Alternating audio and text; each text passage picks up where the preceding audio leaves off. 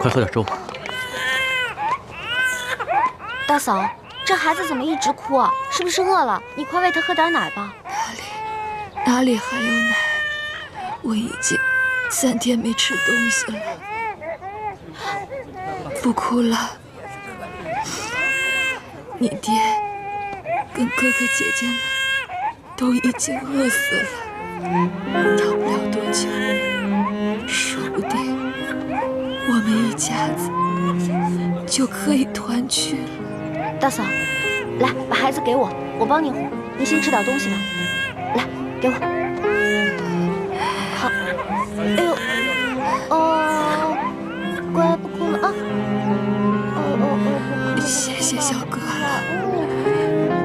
大嫂，粥太烫了，先吃个馒头吧。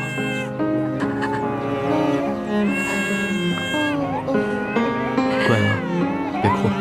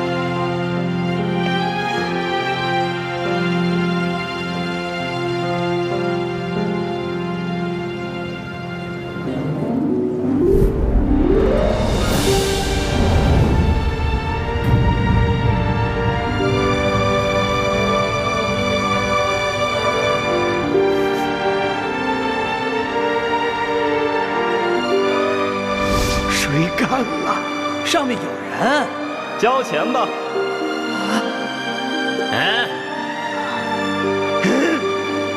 拿下！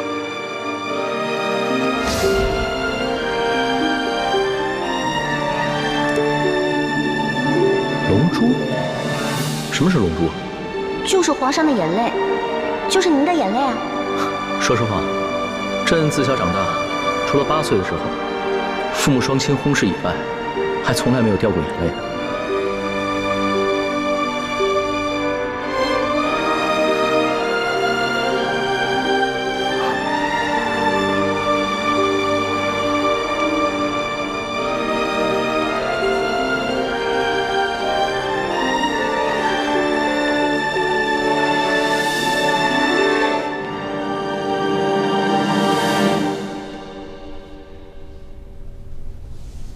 让管家找个奶娘，好好把她养着，好好把她抚养成人。所需用途，我会派人一一送过来。钦差大人真是心善。这孩子虽然父母双亡，很是不幸，但能遇到钦差大人也是他的福分。奴婢一定好好照料这个孩子。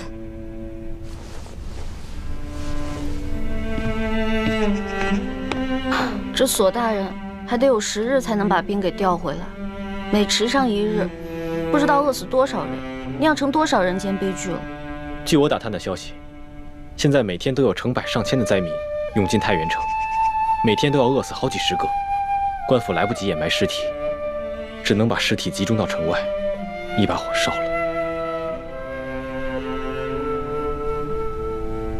龙小弟，我们真的还要再等上10日吗？这10日不知道饿死多少人了。要不然这样吧，我们干脆一不做二不休，我们去把那些私吞的官银官粮全都劫出来，发给老百姓。惠妹，大清律例，抢劫官银官粮可是死罪，诛九族的。是主姑娘，就算是在宫外，但这种混话也是不能随便说的。哦，主子，惠妹从小就冲动任性，说话不知轻重，请主子恕罪。今儿个我也冲动任性一回，去把刘德昭他们私吞的官银官粮劫出来。当真？你这个皇上带头抢劫官府啊？对，但是我们要想一个万全的计策，不劫则已，一劫必中。你放心吧，这事儿我大哥最在行，我大哥一劫绝对成功。欢梅，其实叶欢不说我也知道，你们两兄妹以前闯江湖的时候，必定做过很多违法乱纪之事。你都跟主子瞎说什么了？我没说，他自己瞎猜的。李太医，你不必急着否认，也不必埋怨叶欢。对于你们过往所犯之事，我今日就金口玉言，赦了你们。多谢主子恩典。微臣以前闯荡江湖之时，的确做过一些不法的勾当，但如今是全心全意跟着主子，没有主子的吩咐，绝不敢任意妄为。从现在开始，你的心中不必再有包袱，只管好好的给我谋划谋划，怎么样顺利的劫出银两，救助百姓。臣遵旨。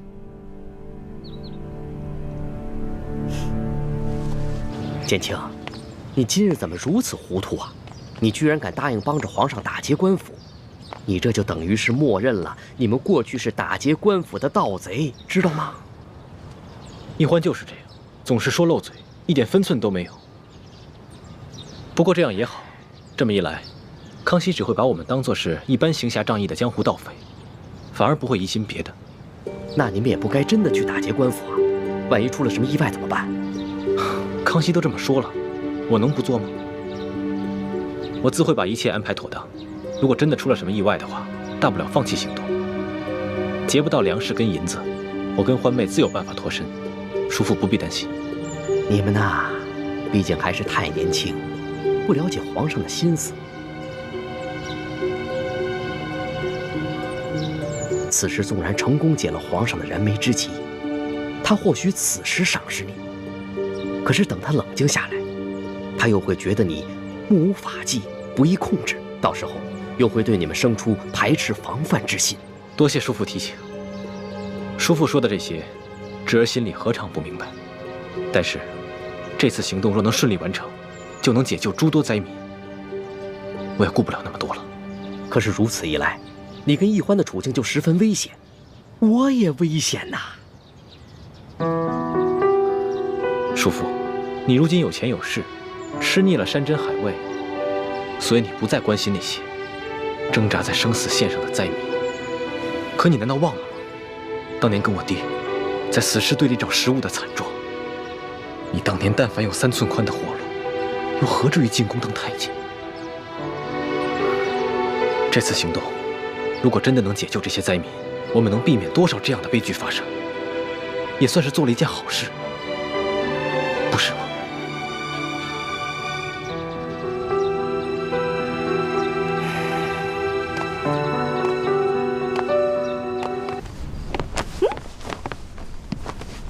哇，罗小弟，你穿上这身衣服太逗了，比你平时穿龙袍有意思多了。你看看，是吧？我也觉得挺新鲜的。哎呀，得亏索大人不在，要是他在的话，非得被吓得屁滚尿流的，肯定不让咱们去冒险。哎，那个金蚕背心穿了吗？没有。你为什么不穿啊？你要是不穿的话，我不带你去啊。我骗你的，老大吩咐小弟的话，小弟怎么能不听呢？不信你摸摸。真的穿了？嗯。别摸那儿痒。还真穿了，好吧，那我们带你去。你知道吗？这次你亲自出马，可是我们比平时紧张的10倍还不止呢。我也是从小练武到大的，虽然武功呢没有你哥哥好，但跟你比起来差不多。吹牛！主子，臣得再提醒一遍，这抢劫官银可不是儿戏，臣会尽量保护主子的安全。但是如果真的发生什么意外的话，主子切不可恋战，必须在臣的掩护之下尽快撤离。你放心吧，我虽然喜欢冒险，但也不想当一个被当盗贼拿住，再被砍掉脑袋的窝囊废皇帝。哼，这样吧，到了那儿全听你的吩咐。好，为确保万无一失，还请主子把裘贵庄园的机关设计图和地形图再熟悉一遍。好，出发吧。这个龙小弟平时挺老成的，今天这么任性，难道是受了我的影响？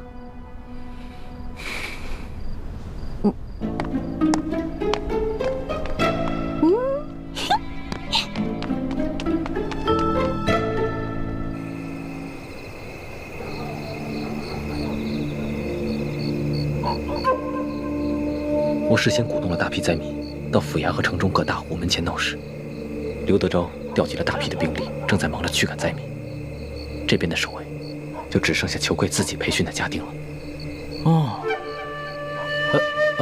声东击西，调虎离山，做得好。等一会儿，巡逻外墙的守卫换岗，会有很短的一个时机。我们必须抓紧时间，冲掉那边的转角。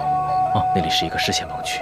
好，该你们去了，该你们了，来，你们去吧，来，前点，来吧，行吧，来，快，冲过去。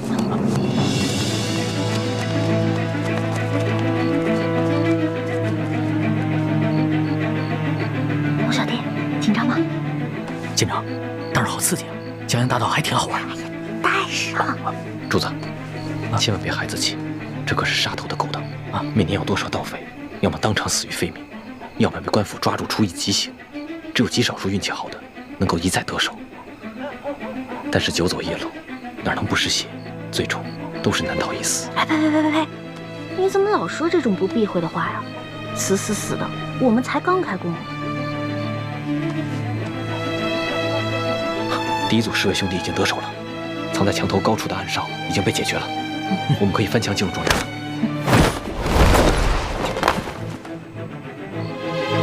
你们在这等着，我去探探。老大，你们刚刚不用把我架上来的，我平时也练过轻功，我自己可以的。你以为你是真龙啊？你还可以自己飞，得了吧你！记住我平时教你那些轻功的方法啊，下次没准能用得上，知道吗？知道了，老大最厉害。当然了，要不然怎么我是你老大呢？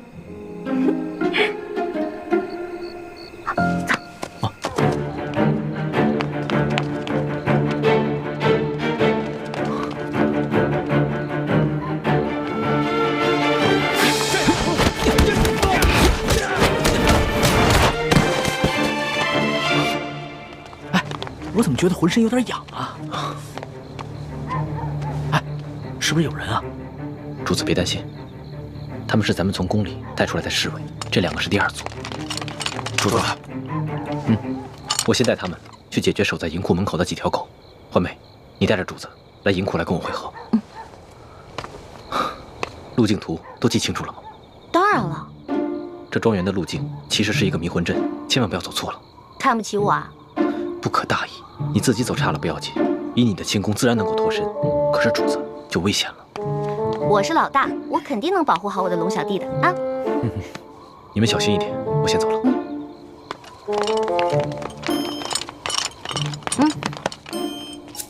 从现在开始，紧紧跟着我的步伐，一步都不能落，知道吗？知道了，老大。走。来，怎么了？不知道该怎么走了？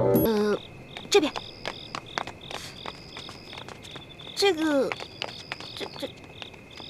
往左，走。这是停！啊，咱们是不是又回到原地了？好像是。老大，你不会学艺不精吗？把这迷魂阵你都给认错了。我只是稍微失误了一下嘛。这回肯定没错，往右转。不是老大，你确定不是往中间吗？我是老大还是你是老大呀？你宫里老师教过你阵法吗？不是，我是没学过阵法，可是你哥哥刚才给的地形图我是看过的。我记得走到这个位置以后啊，似乎是往中间走。你看似乎，这说明你也不确定。不是，我是记得该往中间走，但是你又说是往这边，我就不确定了。不确定是吧？我是老大，听我的，走。那。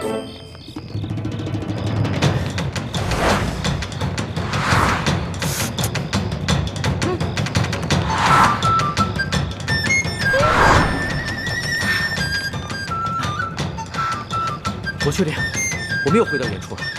我也确定这就是原处。不是，老大，我现在总算知道你为什么总不说你的师承来历了。感情是你的师傅们从来不让你在外头打他们的名号吧？你怎么知道的？不过我师傅说了，说我天资聪慧，一点就通。我只不过差那么一点点的认真和努力。你哪是差那么一点点的认真和努力啊？我跟你说，你师傅没被你气死，也算是上天垂怜了。不许取笑我。朱哥哥老取笑我，你不许取笑我，我是你老大，知道吗？好好，小弟不敢取笑老大。老大，那咱们现在该怎么办啊？你刚才不说往中间走吗？啊，那就听你的呗，中间走走看呗。哎，那走吧。哎，走。哎，你们谁呀？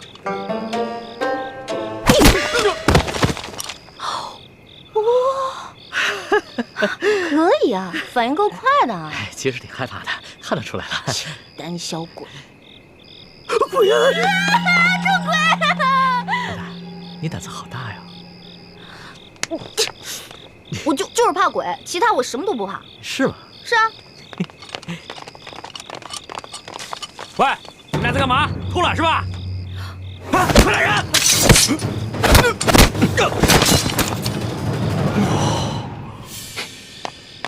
朱哥哥，还好你来救我们了。我看你们迟迟不来，我就知道你一定又犯糊涂了。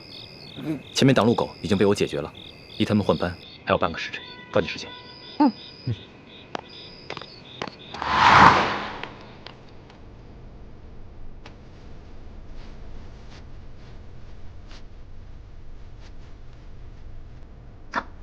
小心点。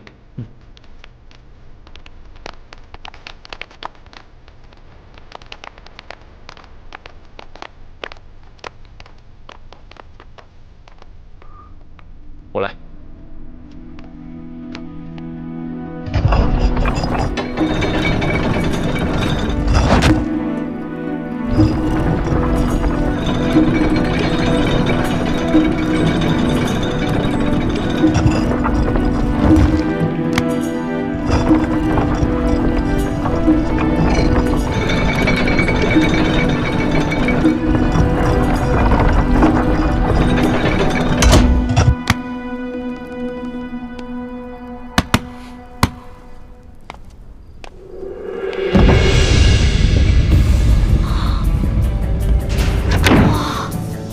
朱哥哥，你太厉害了，你一下子全都搞定了。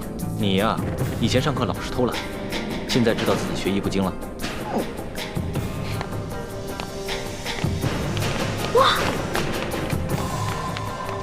哇，这么多银子啊！哇！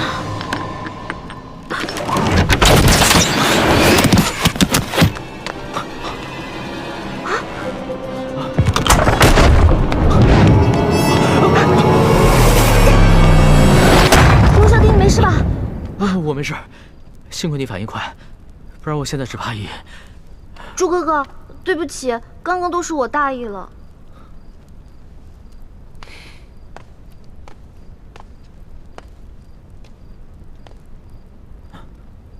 主子，你没事吧？啊，我没事，没事，没事就好。你先通知外面的侍卫兄弟进来搬银子，我再检查一下，看还有没有什么别的机关。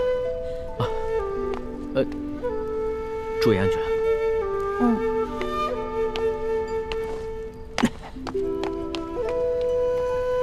朱哥哥，对不起啊，我刚才真的不是故意的，你别再生气了。你以为我生你的气，是你不小心触动机关吗？没想到，在最危险的时候，你最先救的，竟然是他。你是因为这件事情生气啊？那你也太小心眼了吧？你看他武功不行，所以我肯定要先救他嘛，我得保护他嘛。你从小在我心里就是最强的，你也肯定能保护好自己啊。但如果有一天我们两个同时遇到危险了，我第一个救的肯定是你，再救我自己。你呀，来，快点，快点，快点，能装多少是多少，快！多多益善，多多益善啊！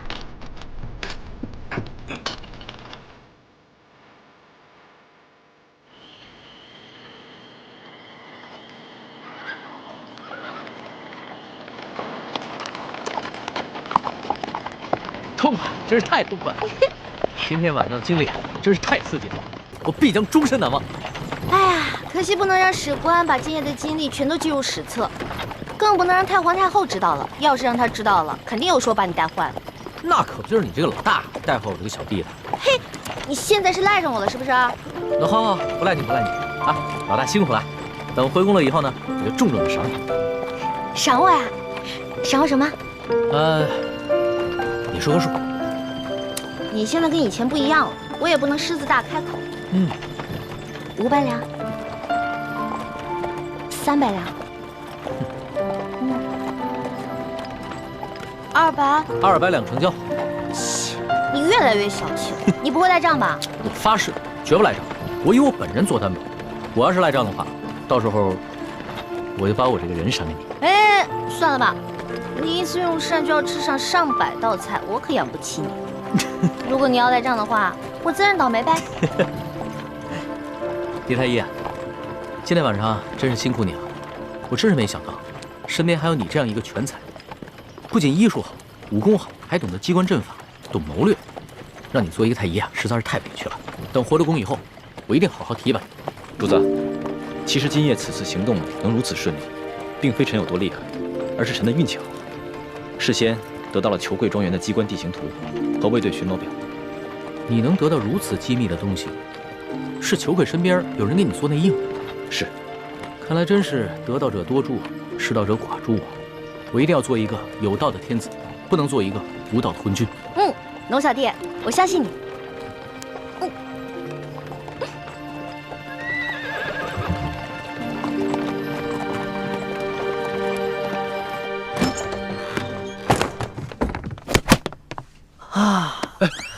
李公公得罪了。主子，你终于平安回来了。你要是再不回来，奴才也要吓死了。李德福，这件事情你得替我保密，不能告诉任何人，尤其是太皇太后，要不然我就砍了你的脑袋。只要主子能平安回来，这件事情奴才就当不知道。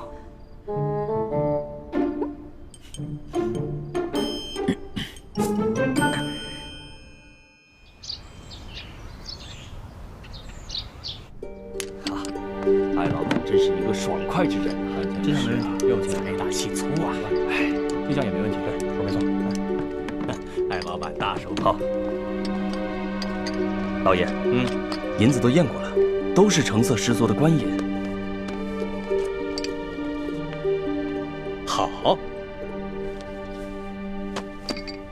艾老板，真是诚信之人呐！我们商会已经准备好了1000担粮食，就在码头仓库里。如今银子已经交割完毕了，可以放粮了吧？那是自然啊，去，带着艾老板的手下到码头交割一下啊。是，好的。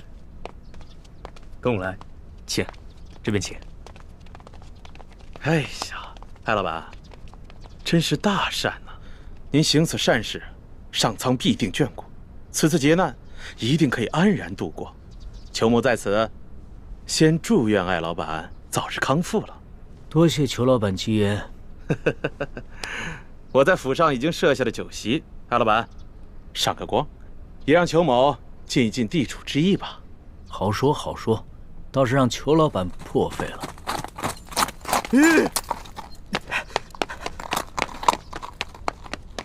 老爷，不好了，老爷，老爷，不好了，老爷！慌什么？说，庄园进了盗贼，银库里的银子少了整整3万两。这3万两？你说什么？再说一遍。昨夜，庄园进了贼，盗走了3万两银子。你废话你！啊！这么大个事，现在才来报？报了，今儿4更天就发现出了事儿。庄园管事马上派人给老爷还有巡抚大人报信儿，可等到5更天没见回音，庄园管事就派出了第2批、第3批人报信，可还是没有回音。庄园管事意识到事情不妙，便让小人骑马绕行了10几里前来报信，这才顺利进了城。哎呀，这怎么这么不小心呢？怎么回事啊？这是怎么会出现这样的事情啊？艾老板，我那几批送信的人，不会是让你的人给劫了吧？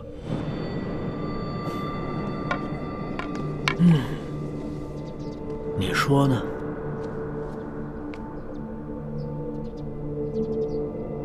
这么说，这批银子是从我庄子上劫的了？你说呢？你真是吃了雄心豹子胆了！去，把这件事报告给巡抚大人。是。来人，把他给我拿下，把他们抓。别嚎了，你外面那几条狗早就被我大哥解决掉了，嚎也没用了。你。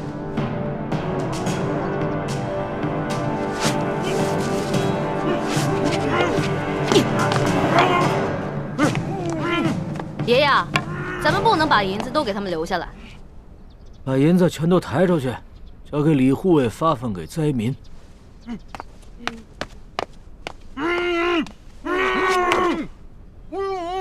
走吧，松儿。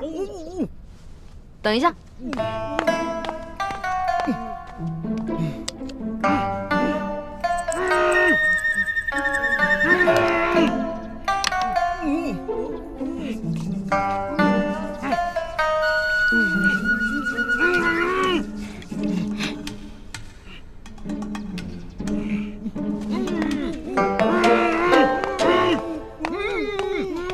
爷爷，我想了想，应该在这几个禽兽不如的东西脸上留点墨宝，也相当于给刘德昭那个狗官下了战书了。意下如何？嗯，这倒挺有趣儿的。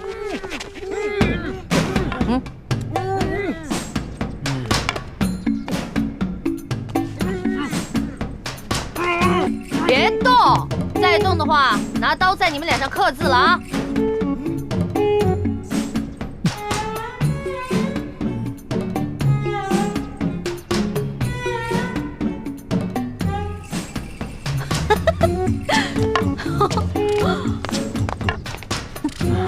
这边再写一个字啊！都给我老老实实待着。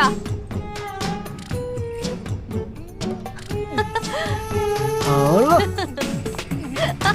哎，不错不错，写完了。行了行了，别鬼叫了。知道我爷爷是谁吗？告诉你们，我爷爷的字那可是价值连城的，最好在你们脸上永远不要洗掉，给你们还有刘德昭敲个警钟，知道吗？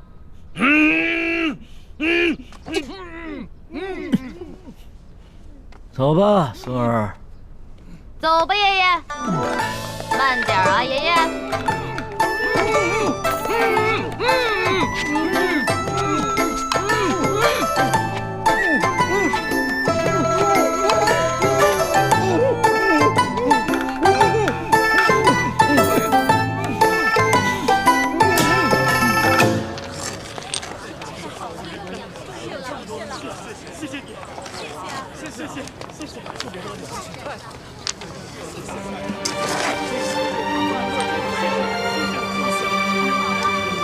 好，谢谢啊，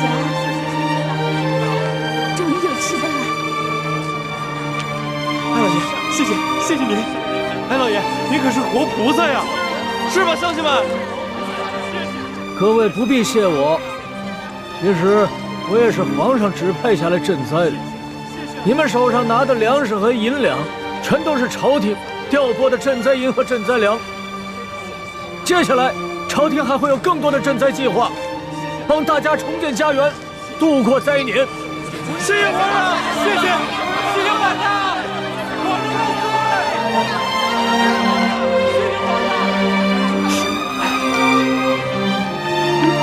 朱哥哥，灾民们暂时得救了，你怎么不高兴啊？灾民得救，我自然是高兴。可如此一来，却是在帮康熙和大清朝廷收买民心了。大人，干什么呀？你们这是？老爷就不能有点自己的时间吗？大人，舅老爷的库银被盗了。你说什么？银库被盗了？不仅被盗了3万两银子，还有1000担的粮食，也被那帮人分给了灾民。待卑职得到消息赶到码头时，那帮人已不知去向。消气，这些刁民，这是要造反呢！去看看。老爷，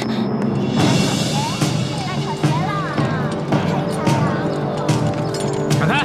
闪开！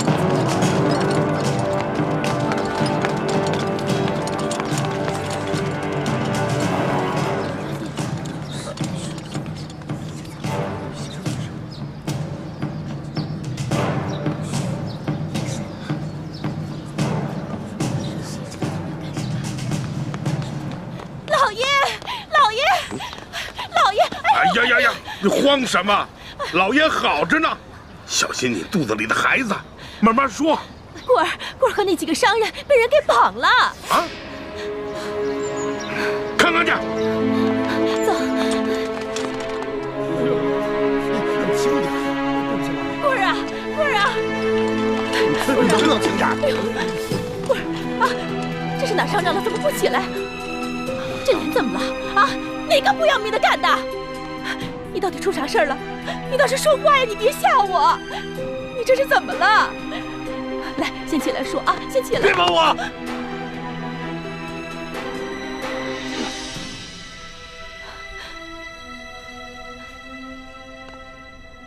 棍儿啊，怎么回事？谁干的？星爱，以前没打过交道，京城来的客商。看见了吗？看见我的脸了吗？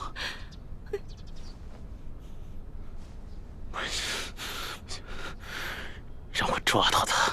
我扒了他的皮！刘德昭，这事你必须得给他做主。你看看他这脸，这脸都成这样，他怎么见人？他怎么活呀？你什么时候受过这样的委屈？什么时候被人这样欺负过？我跟你说，这事你要是不给他做主，我跟你说，以后你就甭想来了。别没有。好了，成何体统啊！有事回家说去。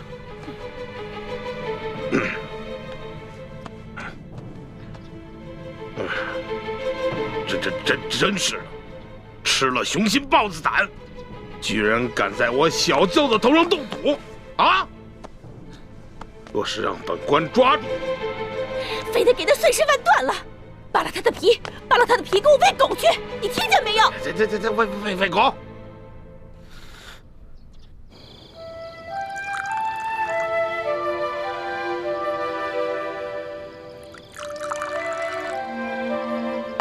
娄小弟，这杯酒我敬你，谢谢你为了老百姓，肯跟我们一起铤而走险。老大，这杯酒应该是我敬你和你大哥才对，要不是你们兄妹俩的话，我还不知道有多少大清的子民要惨遭刘德昭和这些贪官污吏的迫害。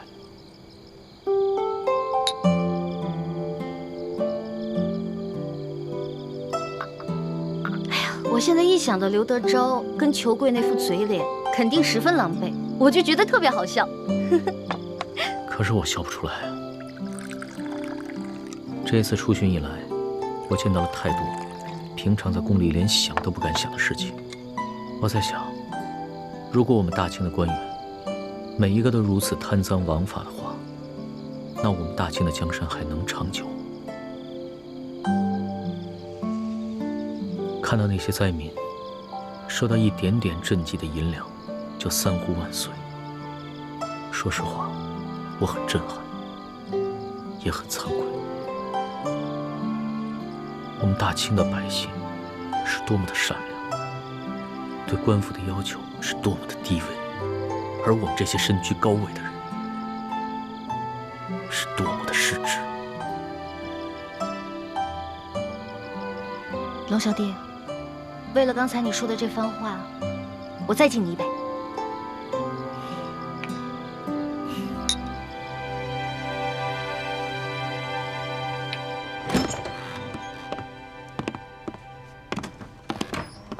你慌吗？康熙心情大好，拉着奕欢陪他喝酒。他们现在正在院中饮酒赏月呢。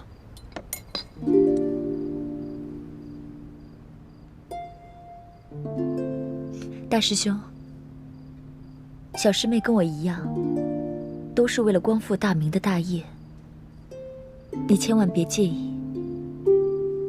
我知道，我会克制我自己的。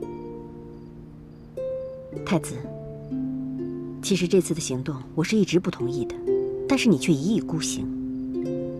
一来你们出生入死，倒是帮康熙收买了民心；二来你在康熙面前暴露的太多了。虽然康熙表面上嘉奖于你，但是内心也难免不会对你和奕欢起疑心啊。我明白，但是我别无选择。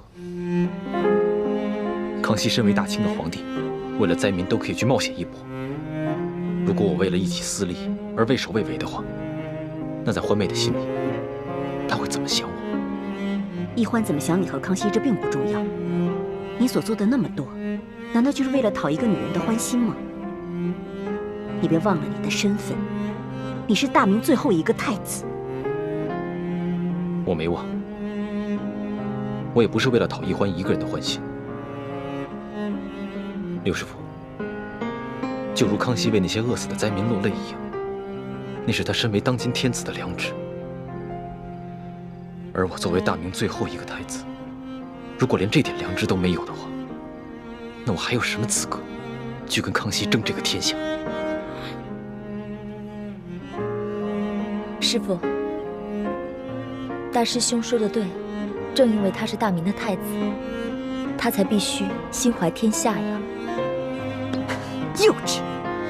这古往今来，有谁打天下靠的是妇人之仁？想要心怀天下，那我问你，你怀的是谁的天下？是爱新觉罗的天下，是大清的天下。你想要心怀天下，就必须要先打下天下，你才有这个资格。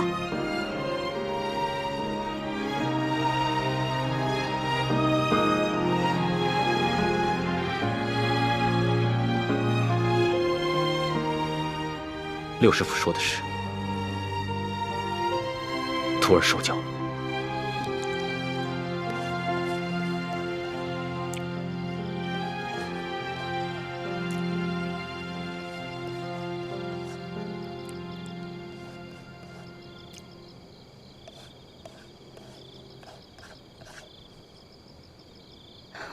龙小弟，你可认得此字？这不就是龙字吗？那你可知此字何意？老大，你是要考小弟的学识吗？那小弟可能会比老大你强上那么一点点。这龙字啊，本意是指能带来雨水的神物，在此呢，则既指春天的雷雨。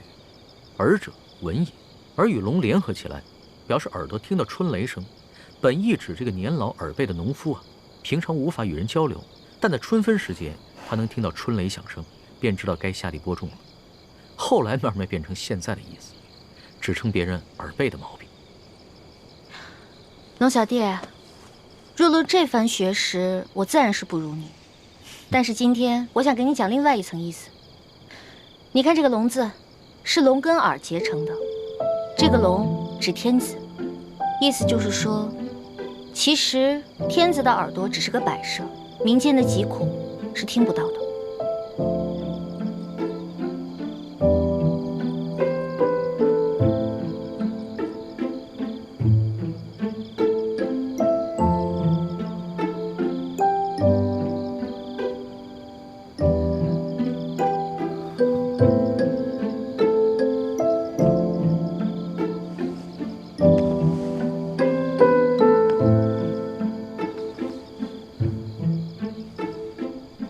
多谢老大指点，对小弟来说，犹如醍醐灌顶，顿生觉悟。此次出巡以来，我这双耳朵总算是打开了。等我回了宫以后，再也不会让我这双耳朵变成白蛇。龙小弟，一言为定。为了你这句话啊，我再敬你一杯。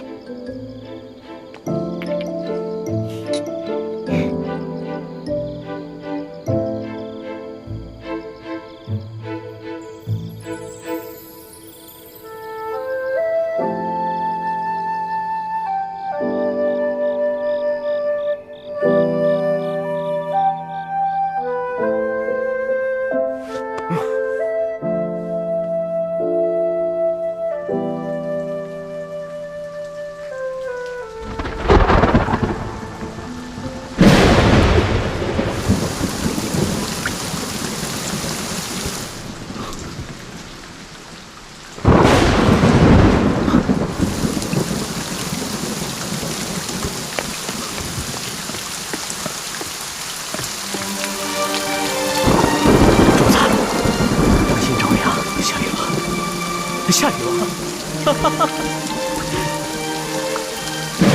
雨势还挺大。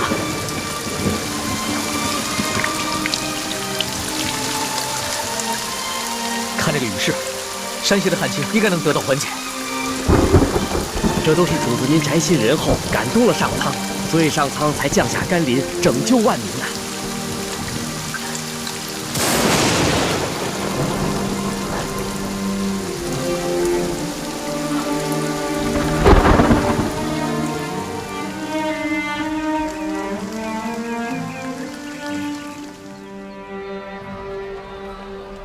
想不到这场雨一下就是3天，真是一场及时雨啊，缓解了山区的旱情。这场雨虽然缓解了旱情，但是错过了播种的季节，灾民们仍然需要救济。我知道，我会让朝廷继续赈灾，让灾民们平安度日，直到下一个收获季。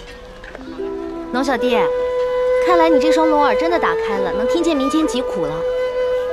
主子，咱们还是少在外面走动吧。前些日子发生那么大动静，一定会惊动官府。索大人出去调兵，不知道什么时候才能回来。万一在这个时候发生什么意外的话，那可不得了。我想看一看刘德昭他们会如何行动。再说了，那日我们都易容了，他们认不出来。就是嘛，你要对我的易容术充满信心。主子，你看现在街道上，这个灾民比以前少了很多，多半是他们领到了钱粮，又看到旱情得到了缓解，所以都回家去了。只是这些钱财还完全不够，有一些住得偏远的灾民，还有一些老弱妇孺，就完全没有得到救济。主子，像那样的行动可一不可再，还是等索大人调兵回来，拿下刘德昭这个贪官，再安排可靠的官员，严格执行朝廷的赈灾计划，才是长远之计。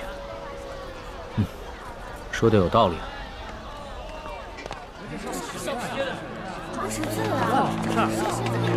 我跟你们说，听说前些天有人在码头上给灾民们分粮分银。哎，龙小弟，咱们都成了官府通缉的江洋大盗了。多亏了他们呀！怎么会像是铁匪呢？活菩萨呀！是呀，哪怕是活菩萨，现在都自身难保了。这劫了官粮官银，可都是杀头的罪啊！是啊，就咱们老百姓啊，最可怜了。逆来顺受是个死，这官逼民反还是个死啊！你说他们这些好人都被抓了，多好的人生太可怜分粮了，老百姓真没有活路了。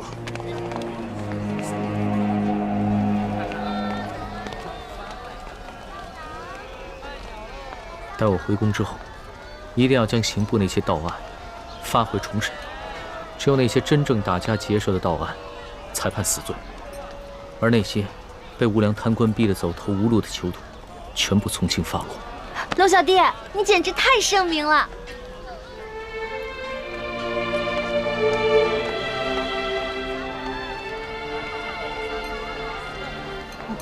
怎么了？他不过是随口一说，你还当真了？你就这么容易被他感动了？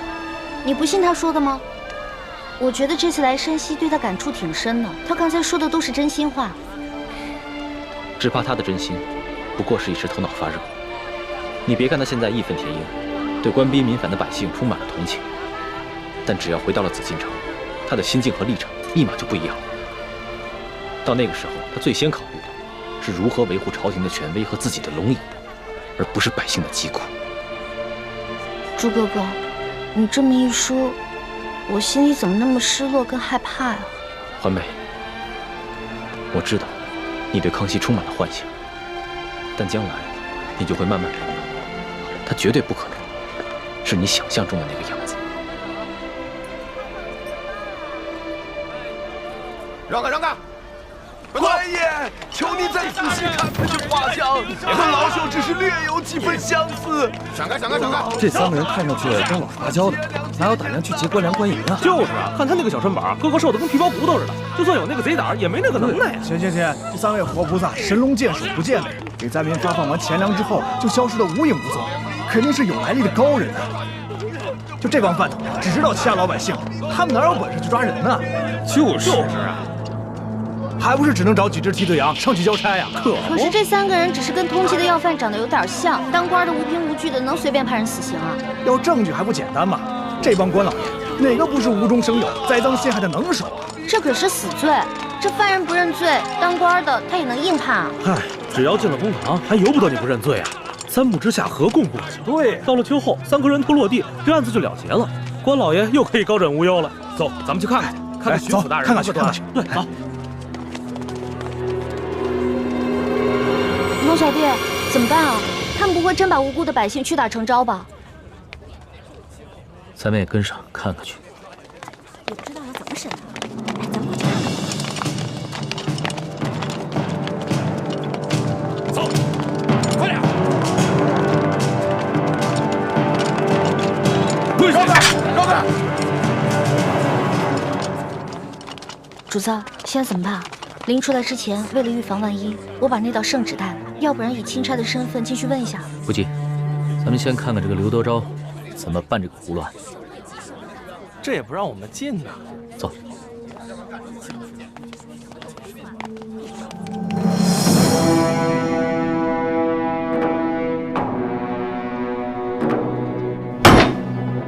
王13胡二狗谢大牛，你们说你们并未劫粮劫银，可是为什么从你们家中搜出了失窃的官银跟粮食？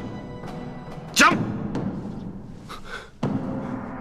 大人呐，小老儿实属冤枉啊！那些粮食和官银，不是官府赈灾分给咱们灾民的吗？那爷在码头娶了好些个灾民，每人都分到了1斗粮食和1锭银子啊！大人，大人，小人更冤枉啊！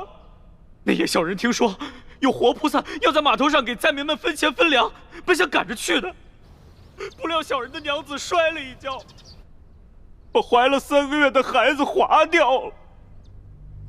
等小人安顿好娘子，赶到码头，银子和粮食早就分光了，活菩萨也不知去了哪里。小人的家中穷的只剩下4面墙了，也不知差爷们怎会在家中搜出这些粮食和1锭银子来。大人，大人，小人冤枉的。小人那日夜里在家照顾病重的老娘，赶去码头也去得晚了，什么都没分到。哦，金嫂，有人拿着画像在小人家门口望了几眼，问了小人几句话，随后那人便送了小人1袋粮食和1锭银子。小人正感激不尽，赶紧去给我那快饿死的老娘熬粥。谁想到，还没等到粥熟呢，这时就来了几个捕快大人，硬说小人是盗抢官粮官银的贼啊！大人，小人实在是冤枉。我算看出来了，他们是拿着画像对比，看谁长得像，就抓起来栽赃。小人冤枉，大人！大人要明察！大人明察！大胆的刁民，你们竟敢诬陷本府的公差！来啊，传证人！带证人！这架势，我看着都害怕，何况寻常老百姓呢？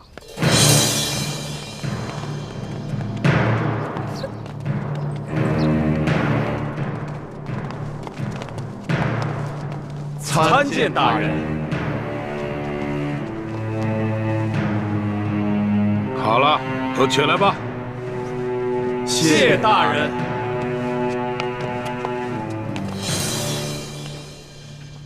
主子，他们脸上那些墨汁啊，是我之前加过药的。要是想洗掉的话，除非搓掉一层脸皮，不然的话1个月都别想洗掉。这些梁上丝毫没有吸取教训，脸上的字还在，却又在陷害无辜百姓了。他们竟然如此不知悔改，将来我便命人将这些字刺在他们脸上，除非他们撕掉脸皮，要不然一辈子都洗不掉。真的？那就太痛快了，这就叫做恶人自有恶人磨。你什么意思啊？我也是恶人。我不是那个意思，我的意思是说，古往今来哪个皇帝不杀人啊？一句话不就血流成河吗？难道不是最大的恶人？环美，就算主子说了，在宫外可以畅所欲言，但你也不能不知轻重，胡乱说话。我知道了。龙小弟嘛，宰相肚里能撑船啊，更何况你是皇上，所以你肚里可以撑100只、1000只，可以撑上万只啊，所以你肯定不会跟小女子计较的，对不对？哎，行了，别说那么吵，我都听不清公堂上的动静了。哦，你们几个证人，认一认前面这3个，他们可是那日打劫你们的匪徒。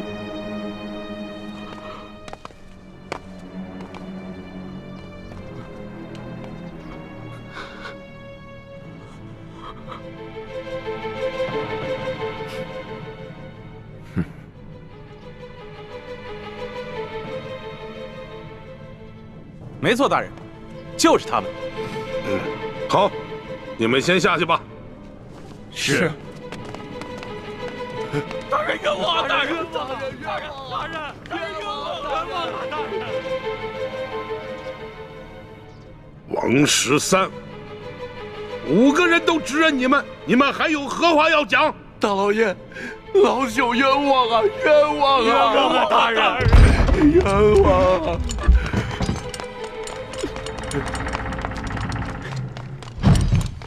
大人，这是我等从那3人家中搜出的迷药。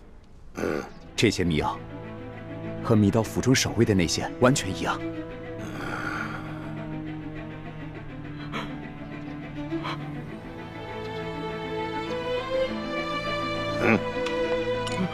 大人，大人，小人跟老娘经常挨饿，早都不想活了，就连买包老鼠药的钱都没有，哪里来的钱买迷药啊？大人，冤枉啊！大人，大人，小人和娘子也饿了好些天了，家中若有迷药，早就不管这么多，先吃下去了，哪里还能留到官员们来搜啊？大人，冤枉啊！大人，大人，大人，卑职刚刚在高级药铺调查到，王13前些日子曾去药铺买过药材，这些药材正好可以配出强效迷药。这是高级药铺掌柜高老师的书证，大人请过目。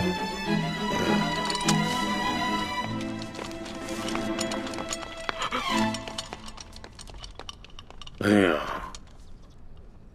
谢大牛、胡二狗，你2人没钱买迷药，那这药一定是王13配好后送给你2人的，对吧？冤枉啊！大人，冤枉啊！大人，小人根本就不认识什么王13啊！大人，是啊，小人到现在都不知道您说的王13是谁啊！大人，冤枉啊！大人，大人，冤枉啊！大人，老爷，小老儿前些时日确实到高级药铺买过药，只是想配一些迷药药兔子，怎敢拿这些药去药人呢？大老爷，更不曾把这些药分给2个不认识的人呢，大老爷。真没想到，他们连相关的伪证都做好了，看这手法，简直是轻车熟路。看来他们早就商量好了，如果找不到我们3个，就要拿这3个无辜的百姓顶罪。你们这些个刁民啊，人证物证俱在，还敢抵赖？冤枉啊！大人，冤枉！还不赶紧给我速速的招来！你们是如何勾结江洋大盗，盗取府库官银的？大人，小民冤枉啊！明察呀，大人！一群刁民，刁民！事到如今还敢喊冤？好，来人呐，每人重打30大板！大人，看你们还敢随意打！小人冤枉啊！大人，冤枉啊！大人，冤枉啊！大人！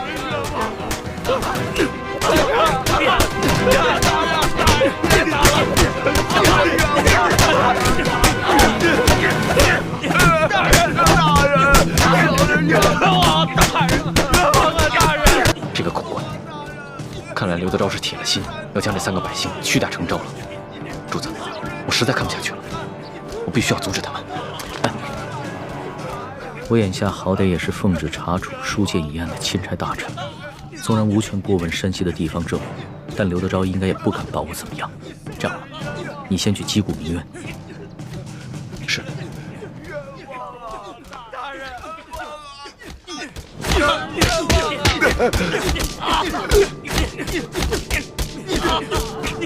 大人，你干什么呢？要干什么？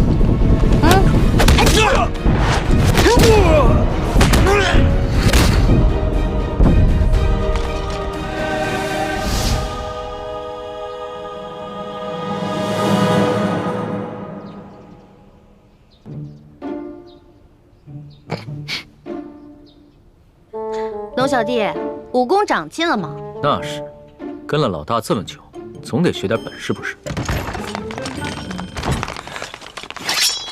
干什么？你们干什么？我们家大人奉旨前来山西查案，还不赶紧让你们巡抚大人出来迎接？你们真是钦差大人？圣旨在此，还有假吗？哇，一道圣旨这么威风啊！老大，这个代表着至高无上的皇权。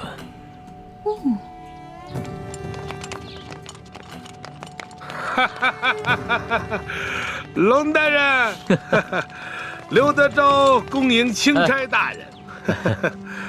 早就听说龙大人到了舒大人的府上，本该前去拜会，只是公务繁忙，实在是走不开呀。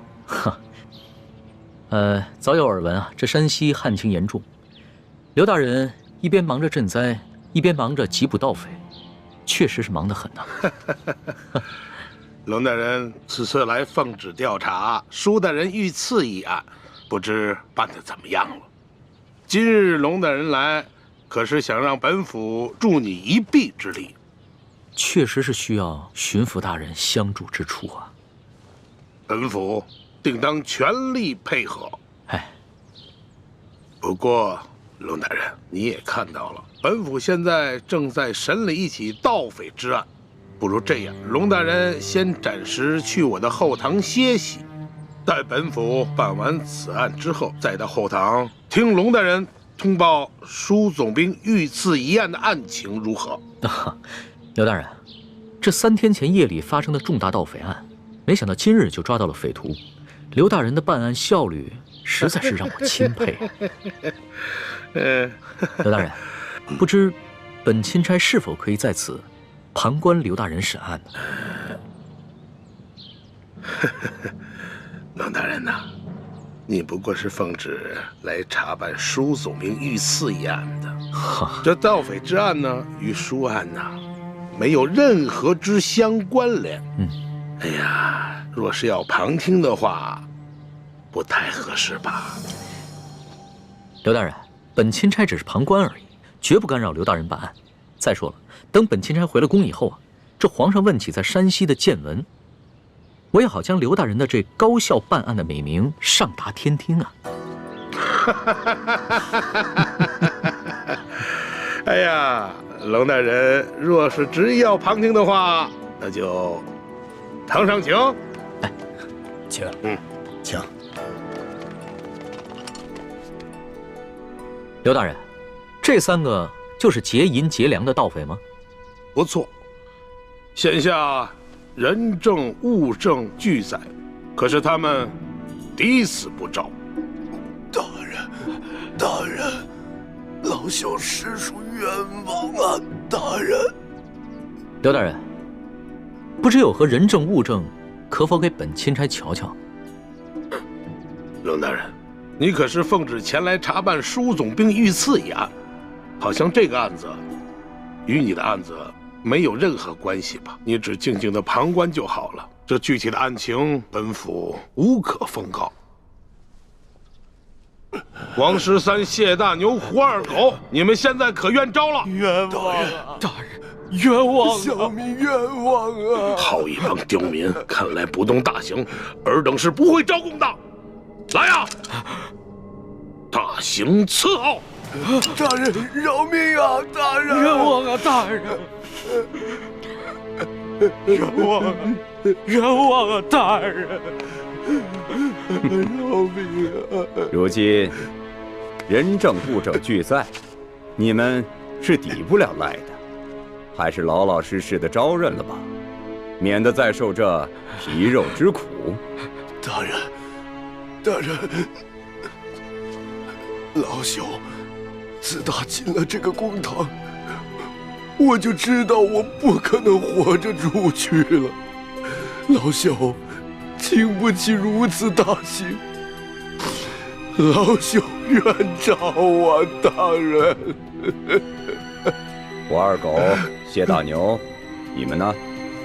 小人冤枉啊，大人！王十三，你就先招吧。大人，我招。大人，老朽我实在是不知道该招些什么呀。好，你们3个人那是办不了翻墙入室、劫官银官粮的大事的。你们必然还有其他的同伙，而那些同伙也必定不是普通人。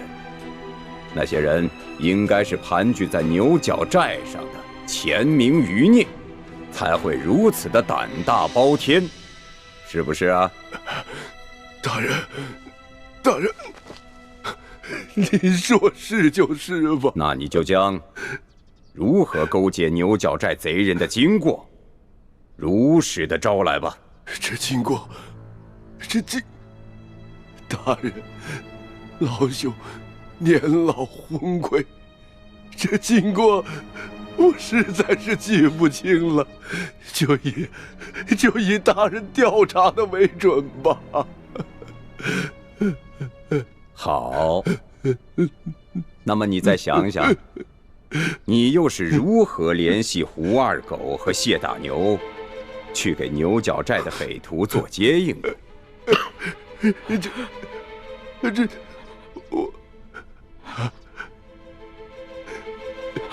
这位老伯，你我素不相识，你要认罪是你的事，可不能胡乱拍咬我们呢。前日我家娘子刚刚流产，还等着我回去照顾她呢。这位老伯伯，我家里还有瞎了眼的老娘等我回去照顾，这盗抢官粮官银，可是死罪啊！大人，大人，老朽无儿无女无家产，我死不足惜。可是我与这2位小兄弟素不相识，你要让我胡乱指证，小老儿我心里实在是不安呐。看样子你还是没想明白呀。来人呐，在，让他清醒清醒。大人，大人，老朽冤诏，冤诏啊！大人，这案情经过，您比老朽更清楚，就请你们代老朽写下供词，让老朽还押便是啊。这就对了。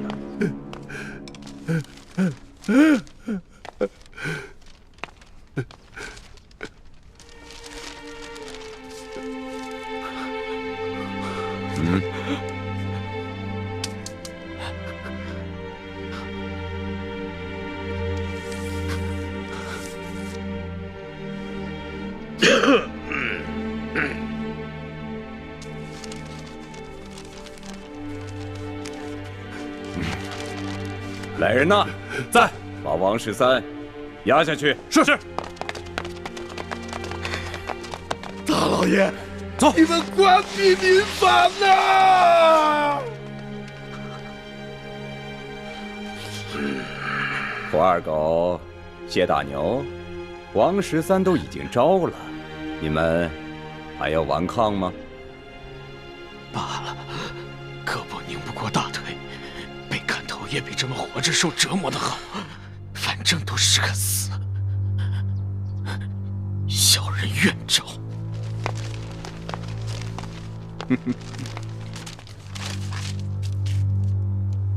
有劳大人状告小人娘子，小人不能陪她白头到老了，让她自行改嫁吧。你就放心吧。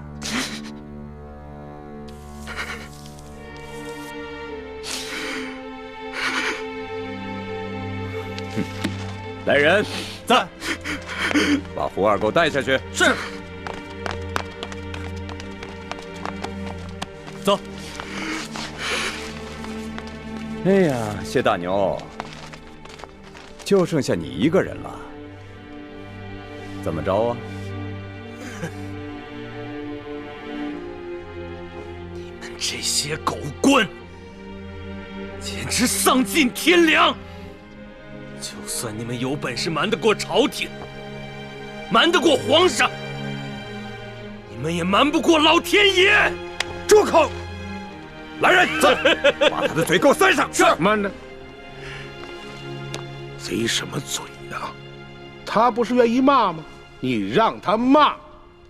谢大牛，我告诉你，皇上远在紫禁城里，你就是把喉咙骂破了，皇上也听不见。现在呢，我就给你一次机会，你是直接画押呢，还是领教我这堂上诸般的刑法之后再画押呢？狗官，你不得好死！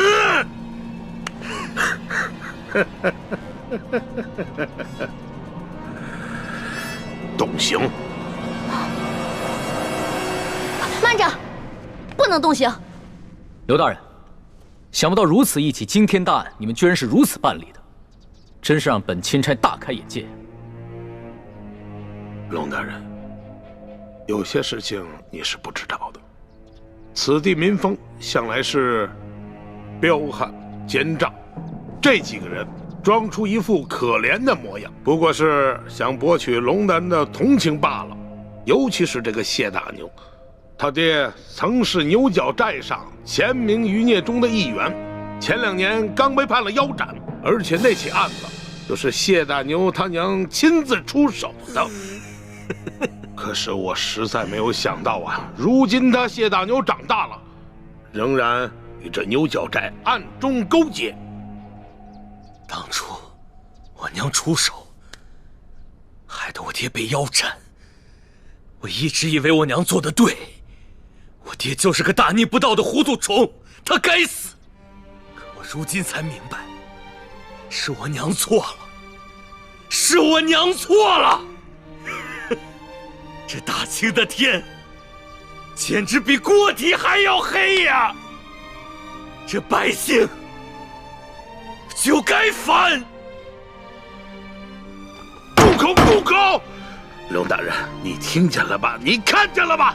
此人果然是前明的余孽呀！他勾结山匪，打劫官府的库银。即便是他不招供，就冲他刚才那番说辞，本官也可以判他个斩立决！斩立决！刘大人，若不是你们软硬兼施，诱供逼供，这谢大牛又何至于恶言诅咒朝廷？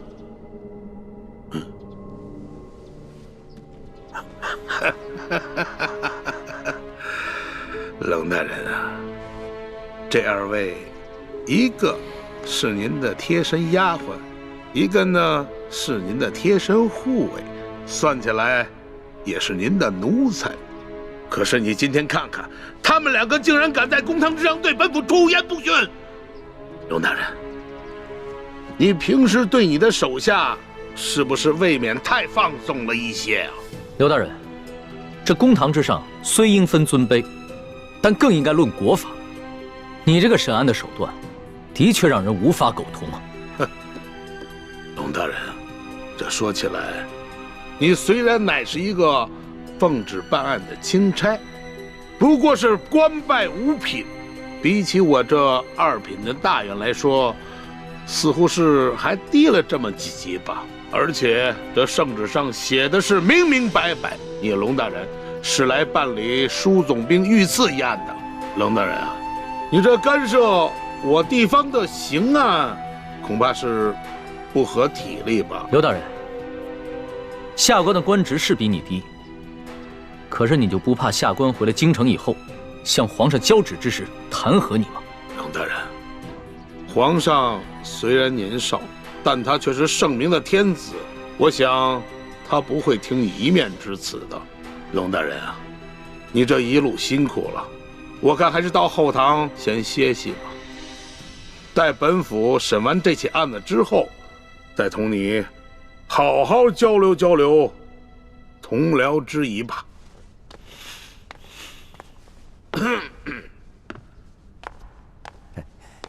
龙大人，请随下官到后堂歇歇吧。慢着，你们可知我乃是？龙大人还有什么话要说吗？主子，要不然您把密旨拿出来给刘大人看看吧。密旨？对啊，皇上不是给您下了一道密旨吗？让您调查舒总兵一案之时，顺便督查一下山西赈灾情况以及地方官员官风吗？哎呀，龙大人啊，实在没有想到啊，龙大人身上还有皇上的密旨啊！不知皇上的密旨现在何处啊？可否让本府看一看？这密旨？这密旨啊，让奴婢小心翼翼地藏在行李箱里了。主子，要不然您随奴婢回去取一趟吧。也好，刘大人请稍等一下，下官这就去取。那个龙大人，是否让本府派一队兵士护送啊？不必了。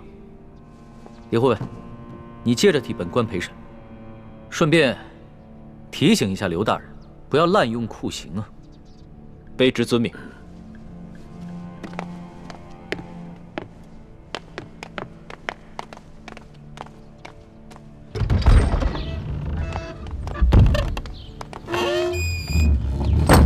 老大，现在怎么办？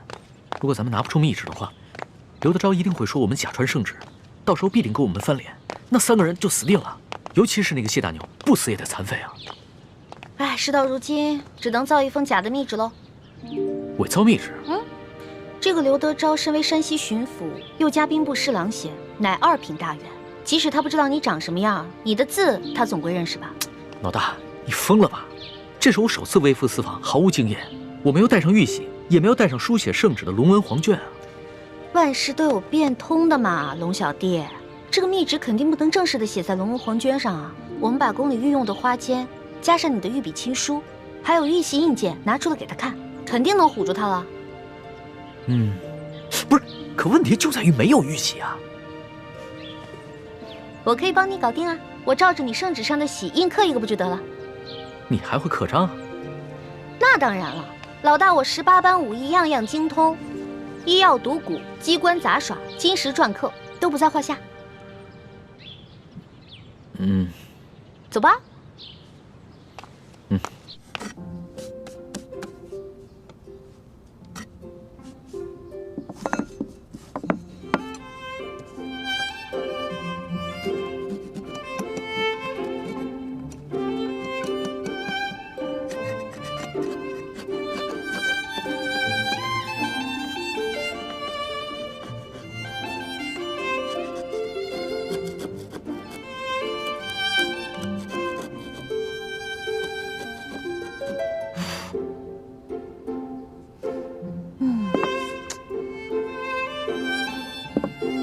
龙小弟，你看这样行吗？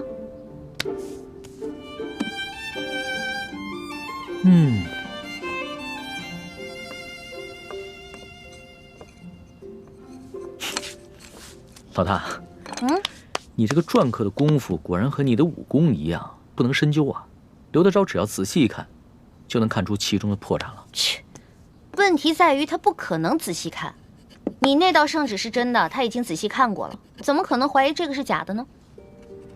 那我们只能碰碰运气了。刘德昭只要一看到这个密旨上的内容全部都戳中了他的软肋，必定就会心下大乱，不会仔细查看最后的印鉴了。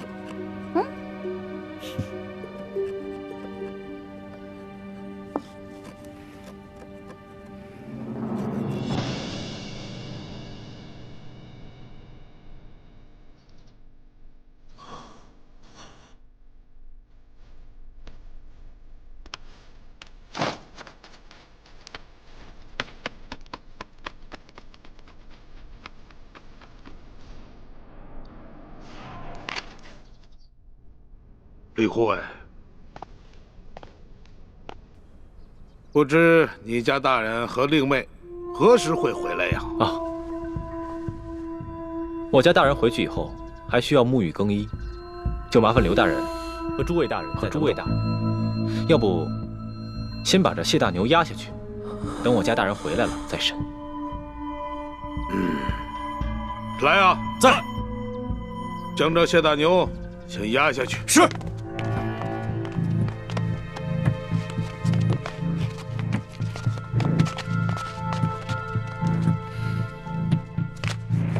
李护卫，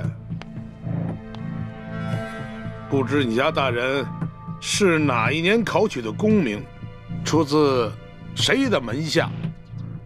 我家大人身份尊贵，恕卑职无可奉告。好，身份显赫，好啊！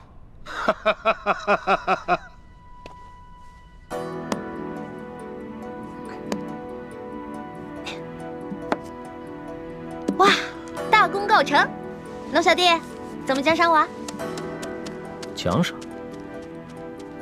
伪造官印已是杀头的大罪，这伪造玉玺是要诛九族的。龙小弟，什么意思啊？过河拆桥？我可是奉旨造假。我跟你开玩笑的。论到杀头的大罪啊，这几天我龙三犯的可不比你少。只不过老大，我真的很好奇，你到底是从什么地方来的？为什么会有这么多特殊的技能？我就是一个江湖混混啊，江湖小混混，自然要学得多一点，不然怎么混得开啊？对吧？相比于刘德昭啊，你更是让我大开眼界。亏你技艺不精，这个玉玺呢，你伪造的不能到以假乱真的地步，要不然的话，那可真就天下大乱了。龙小弟，我是不是做了什么忌讳的事儿啊？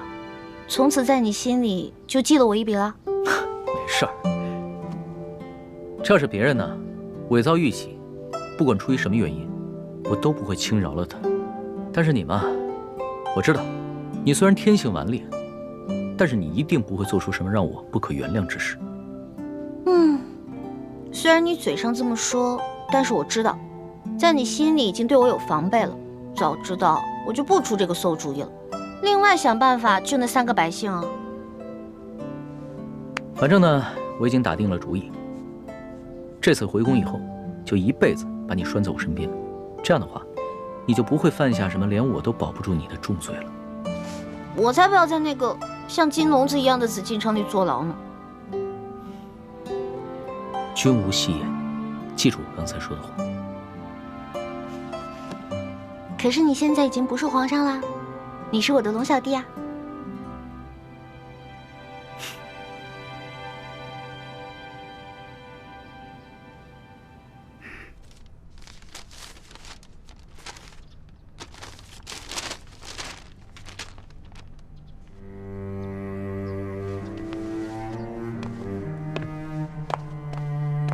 李护卫，待会儿等你家大人回来之后，还请您在你家大人面前替我等多多美言几句啊！啊！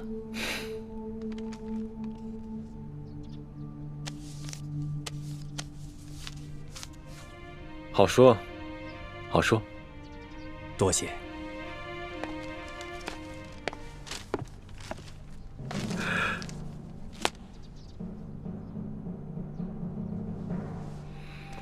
钦差大人到，圣旨下。皇上密旨到，刘德昭等一干官员接旨。臣刘德昭接旨。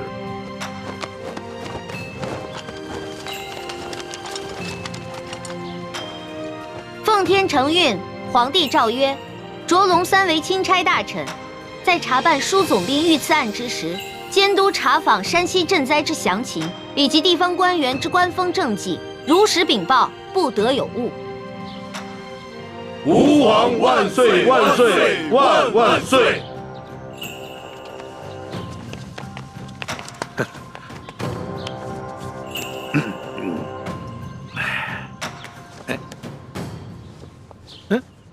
你，刘大人，这皇上的密旨可都听到了。这临出宫前啊，皇上再三叮嘱，一定要详查山西的赈灾详情，以及地方官员的官封政绩，那就有了各位大人多多配合了。哎呀，龙大人您就放心，我等自当竭尽全力的配合龙大人。龙大人这一路实在是辛苦了。这舒总兵的府邸的位置这么偏僻，而且呢，设施呢又这么简陋，实在是委屈龙大人了。龙大人是这样啊，如果龙大人您不嫌弃的话啊，毕府呢有一个小小的别院，而且环境十分之优雅，出行呢十分之便利。大人可否考虑移驾到小院暂住啊？多谢刘大人的美意。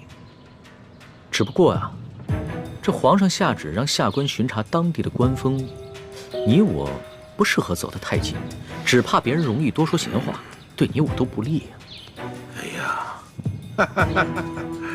哎呀，龙大人，你看你啊，自京城远道而来，那是翻山越岭啊，太辛苦龙大人了。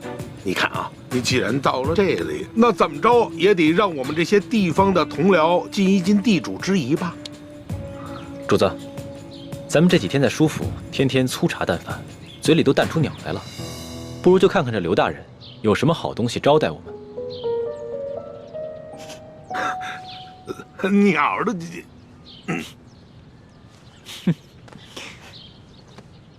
行，那就多谢刘大人了。龙大人，请，请，请。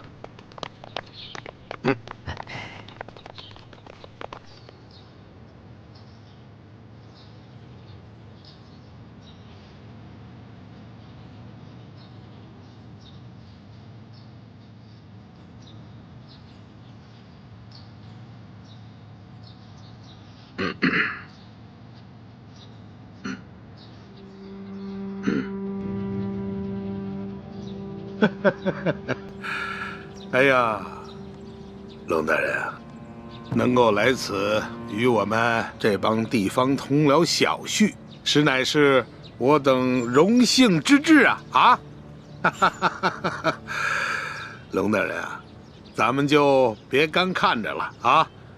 这些呢，都是毕府的小厨做的一些家常小菜，不知可否合龙大人的胃口？来，龙大人尝尝，尝一尝。刘大人，哎，你这一桌佳肴，不见寻常的鸡鸭鱼肉，全是些难得的山珍海味。刘大人啊，你这家常小菜可比皇上御膳的规格还要高啊！龙大人说笑了啊，这是夸奖我啊。是这样，有菜不能没酒啊。来，龙大人，尝一尝，这可是啊，来，自西域而来的葡萄酒，冰镇之后口感更佳。来，尝一尝。来，二位你们也随意。外面赤日炎炎，焦土千里，没想到刘大人府上还有这冰镇的葡萄美酒啊！不怕龙大人笑话，本府呢体胖怕热，故而呢在这家中多挖了几口冰窖，每到隆冬之时呢，就会大量的取些冰块，以度炎夏。刘大人，会享福。此次山西等省大旱，这皇上啊，在紫禁城里是食不下咽，寝不安枕，麻衣素食1个月之久，还赐龙血抄佛经，这才求得一场甘霖。看来这做天子的，真是不如这做臣子的逍遥自在啊。哎呀，龙大人，此话严重了啊！来，哎，吃菜，来吃菜啊！大人请。刘大人，不必忙活了。你这一盘盘的佳肴，在本钦差的眼中，就是民脂民膏；一杯杯美酒，就是黎民血泪。恕本钦差难以下咽。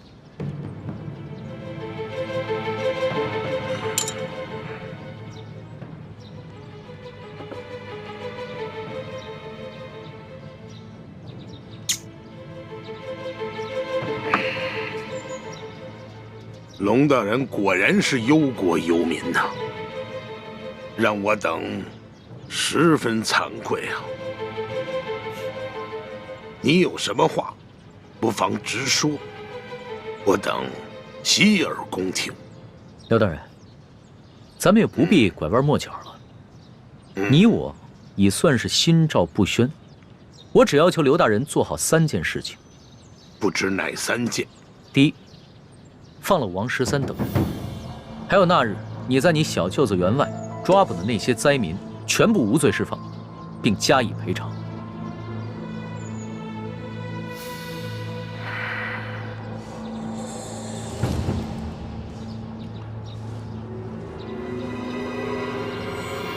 好，这就去办。第二，把囤积的粮食全部发放给灾民，把那些借机哄抬粮价、大发国难财的奸商全部都抓起来，严惩不贷。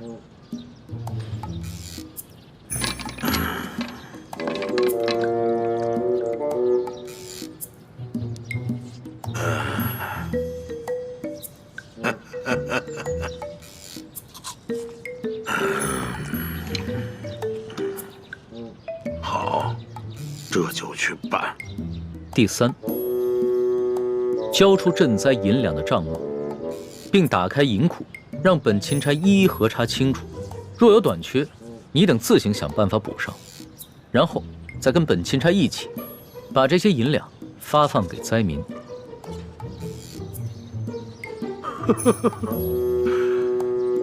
二位没觉得这个天儿格外的闷热吗？是啊，热得很。好啊，我这就调集人马，即刻就办。刘大人啊，你可不要敷衍本钦差啊！你们应该都清楚，眼下能否办好这3件事情，不仅关系到数十万灾民的生死，更关系到你等一干地方官员的前途和性命。本府明白。行，那本钦差就告辞了。宋大人，不必了。诸位大人，留在这儿，继续享用这些美酒佳肴吧，别浪费了。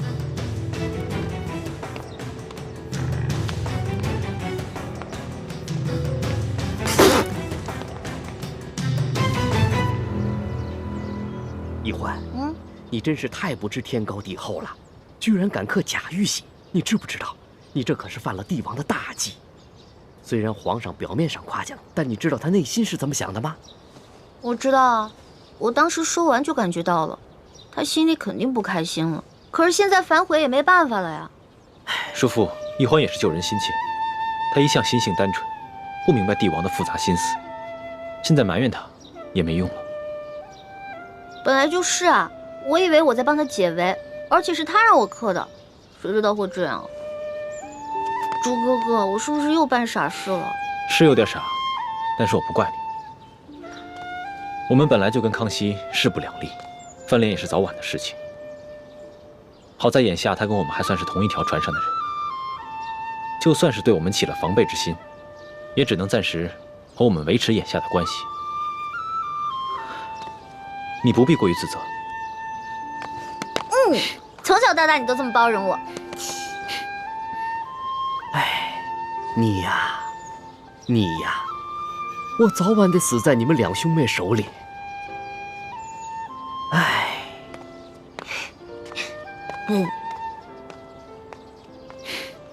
死在你手里。你呀。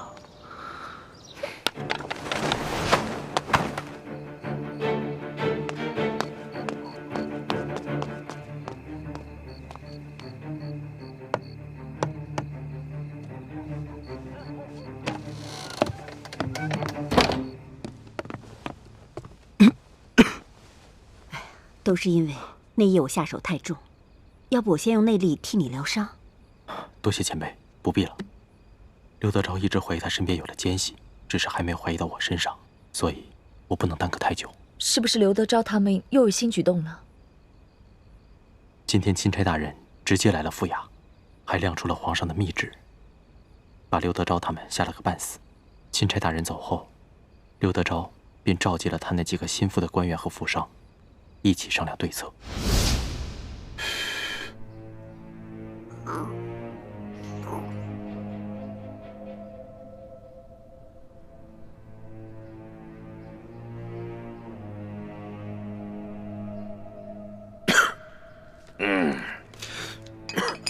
小官啊，你们几个脸上那个字儿还没洗干净啊？甭提了，也不知道那个姓艾的在墨汁里放了什么东西，我们搓了几天都搓不下去。是啊，混蛋！等我抓到了他，我非扒了他的皮。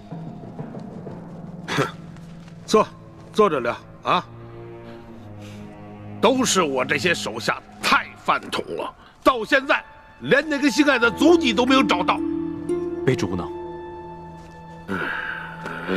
行，姓艾的事情先放一放，我们现下当务之急就是全力以赴的要对付这个钦差龙三。